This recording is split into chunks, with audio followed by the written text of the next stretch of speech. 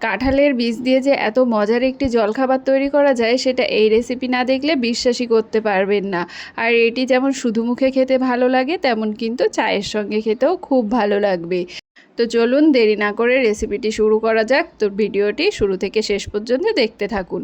তো প্রথমেই আমি কাঁঠালের বীজগুলোকে শুকনো খোলায় ভেজে নিয়েছি। ভেজে নিয়ে তার খোসাগুলোকে এইভাবে ছাড়িয়ে নিতে হবে। এই দেখুন, এই বীজগুলোকে ভেজে নিলে কিন্তু খুব সহজেই খোসাগুলোকে ছাড়িয়ে নেওয়া যায়, কোনো অসুবিধাই কিন্তু হবে না।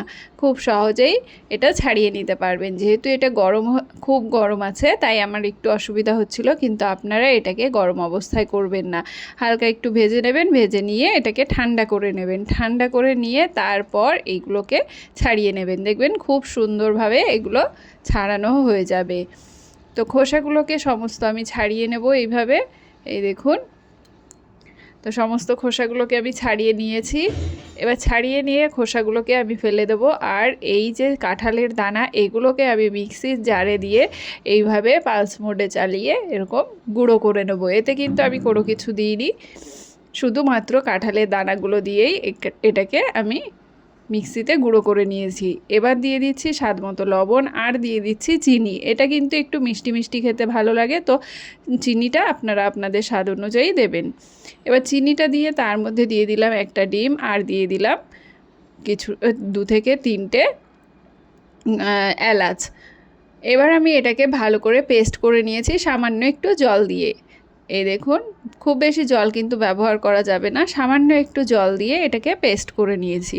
এবার পেস্টটাকে আমি একটা বাটিতে ঢেলে নিয়েছি। নিয়ে তার মধ্যে দিয়ে দিচ্ছি আমি চালের গুঁড়ো আর দিলাম ময়দা। এবার ময়দা আর চালের গুঁড়ো দিয়ে এটাকে ভালো করে মেখে নিতে হবে। আপনারা চাইলে এটা শুধুমাত্র চালের গুঁড়ো কিংবা শুধুমাত্র ময়দা দিয়েও তৈরি করে নিতে পারেন। তো ভালো করে এটাকে মেখে নিতে হবে। এই দেখুন, এরকম যেরকম আমরা রুটির জন্য আটা মাখি ঠিক তেমনই এটাকে মেখে নিতে হবে। এই দেখুন, আর যদি মনে হয় যে হাতে একটু লেগে যাচ্ছে সেক্ষেত্রে আপনারা সাদা তেল একটুখানি ব্যবহার করতে পারেন, কোনো অসুবিধা নেই।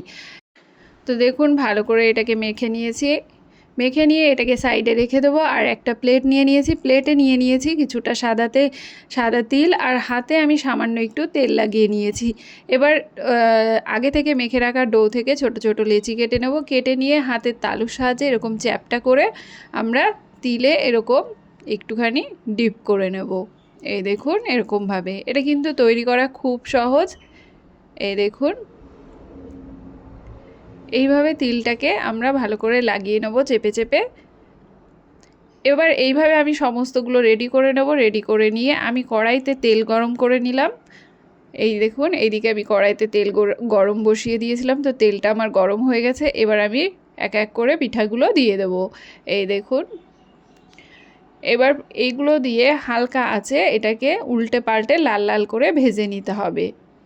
গ্যাসের ফ্লেম কিন্তু এই সময় লো টু মিডিয়ামে রাখতে হবে। তবে যখন পিঠাগুলো ছাড়বো তখন কিন্তু তেলটাকে একটু গরম করে নিতে হবে। আর গ্যাসের ফ্লেম লো টু মিডিয়াম রাখতে হবে, না হলে কিন্তু এটাকে যদি হাই ফ্লেমে ভাজতে যান সেক্ষেত্রে কী হবে, ওপরের তিলগুলো পুড়ে যাবে আর ওপরটা লাল হয়ে যাবে কিন্তু ভেতরটা কিন্তু কাঁচা থেকে যাবে। তো সেক্ষেত্রে খেতে মোটেও ভালো লাগবে না।